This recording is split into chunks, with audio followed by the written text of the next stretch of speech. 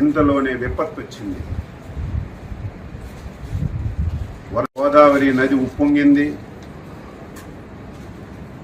దానివల్ల అటు west Godavari, east గోదావరిలో చాలా ప్రాంతాలు ముంపుకు గురయ్యాయి.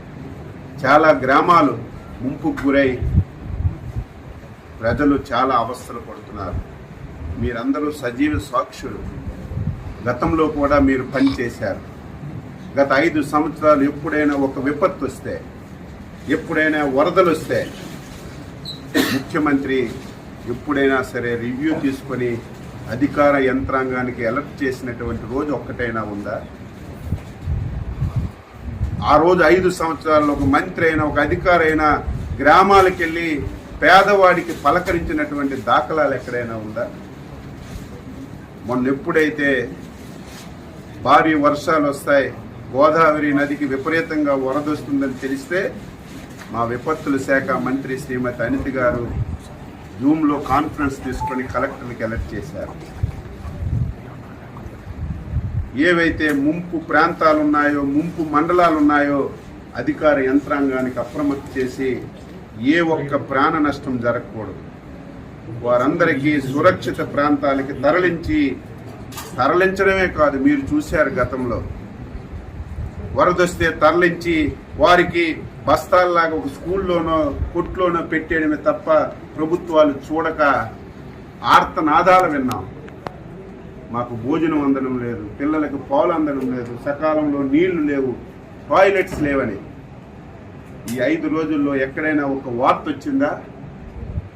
భోజనాలు పెట్టాం, పిల్లలకు పాలు ఇచ్చాం, వాటర్ ఇచ్చాం, వాళ్ళు మళ్ళీ నార్మల్గా వచ్చి ఇంటికి వెళ్ళేసరికి 3,000 రూపాయలు పరిహారం కూడా ఇచ్చి వాళ్ళందరికీ న్యాయం చేశాం.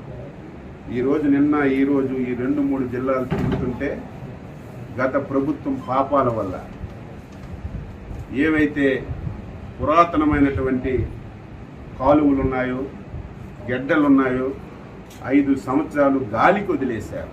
కనీస స్థాయిలో మెయింటెనెన్స్ చేయలేదు.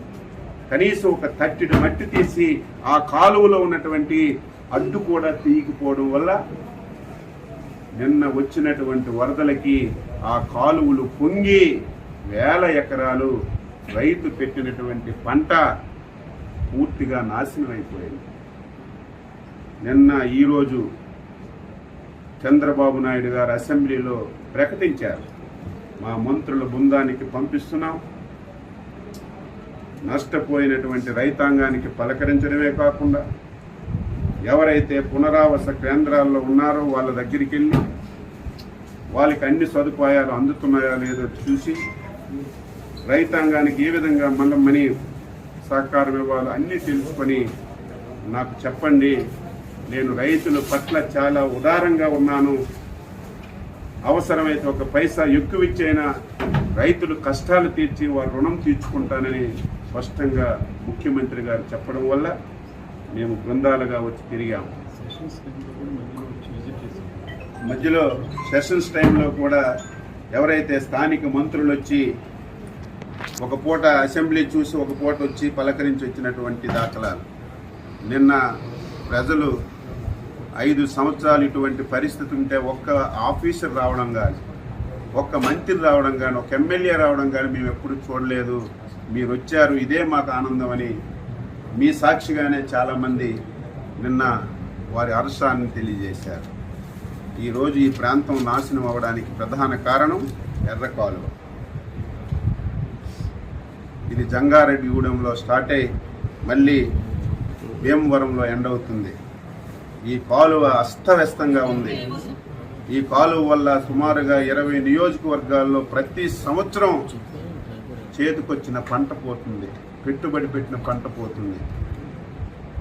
ఈ కాలువని శాశ్వతంగా ఈ సమస్యని పరిష్కరించాలని ఒక ఆలోచన చేస్తున్నాం.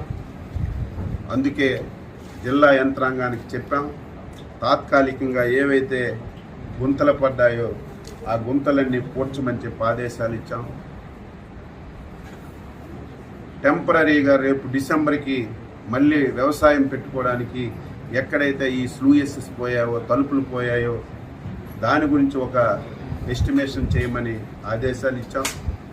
మళ్ళీ ఈ 2 జిల్లాల మంత్రులు ఎమ్మెల్యేలు అందరం కూర్చొని